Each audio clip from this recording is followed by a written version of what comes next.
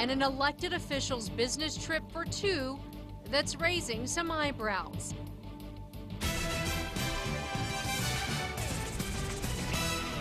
Another county commissioner is being criticized, this time for taking his assistants on an expensive business trip that you paid for. He is explaining tonight why she needed to go on this trip, even though other commissioners say that's just not done.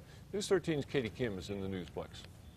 A fellow commissioner calls expensing an assistant's travel unprecedented. Even the county manager admits he advised against it, but the commissioner in question tonight is defending his actions. Traveling is a part of the job description for Bernalillo County commissioners. Commissioner Art de la Cruz has taken a trip to visit the jail in Pima County, Arizona. Earlier this year, Commissioners Maggie Hart Stebbins and Michelle Lujan Grisham were in Eugene, Oregon to study the bus system.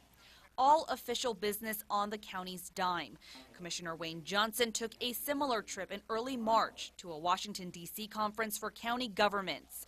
But it's who he brought along that's raising some eyebrows. If you're going to be effective, it's important that you include those key personnel in your office. Meet Karen Brown, Commissioner Johnson's assistant. She accompanied the commissioner to the nation's capital. The airfare and conference registration for her cost $1,000. Johnson says it cost another $1,300 for her 3-night stay at the Omni Hotel and food and spending money. My assistant is truly a deputy commissioner. So it's very important as part of these trips that she have an idea of who I'm meeting with and what's being said. County Manager Tom Zadanek approved the trip after warning Johnson not to bring his assistant along. But Zadanek said it was up to Johnson to decide how he should spend his $10,000 a year discretionary budget. Johnson's colleagues say it's understood assistants don't go on taxpayer-funded trips. I'm not aware that anyone else has ever done this. I think you'd have to ask each individual one. We did.